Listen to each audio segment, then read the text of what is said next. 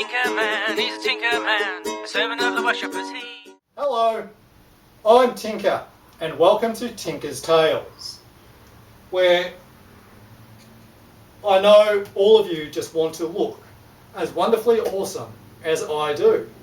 And of course, I'm Tinker, and you're not.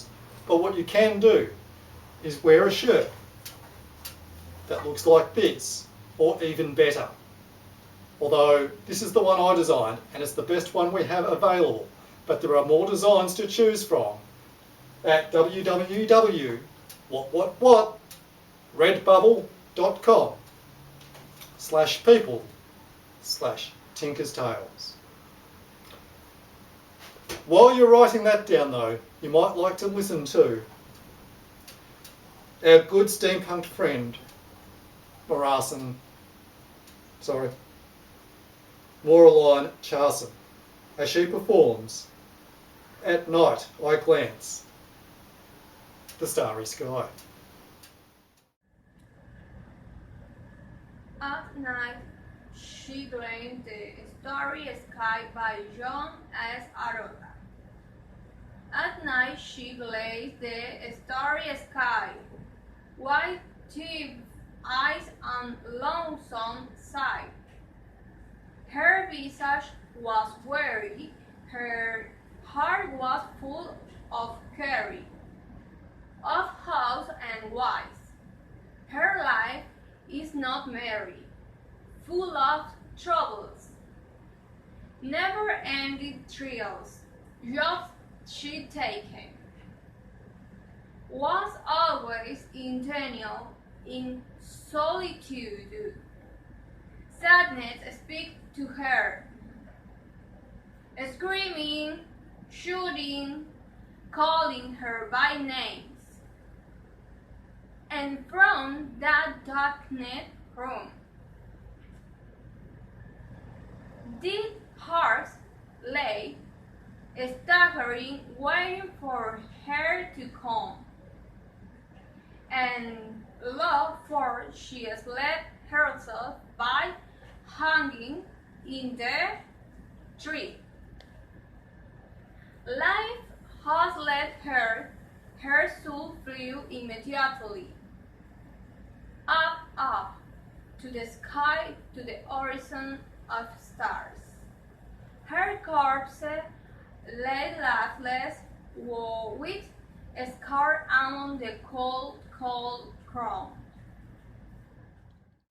And thank you, Moraline Charson, in that wonderful steampunk costume. I always knew you had it in you. We just had to bring it out. Steampunk for life. And as I promised earlier, a reading from Tinker's Big Book of Wisdom. Harry Emerson Fosdick. Fosdyke? That'd be Fosdyke. On the slope of Long's Peak in Colorado lies the ruin of a gigantic tree. Naturalists tell us it stood there for some 400 years. It was a seedling when Columbus landed at San Salvador, and half grown when the Pilgrims settled at Plymouth. During the course of its long life, it was struck by lightning 14 times, and the innumerable avalanches and storms of 4 centuries thundered past it. It survived them all.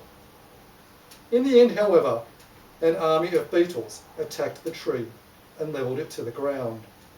The insects ate their way through the bark and gradually destroyed the inner strength of the tree by their tiny but incessant attacks. A forest giant, which age had not withered, nor lightning blasted, nor storms subdued, fell at last before beetles so small a man could crush them between his forefinger and his thumb. Very deep. Thomas Carlyle was a lot more succinct when he said, "Our main business is not to see what lies dimly in the distance, but to do what lies clearly at hand." And one of the great tinkers of all time, almost as good as me, Tinker Henry Ford, When I can't handle events, I let them handle themselves. I think that's great. I think there's something in that for all of us. Don't you? I'm Tinker, achieve, and be proud.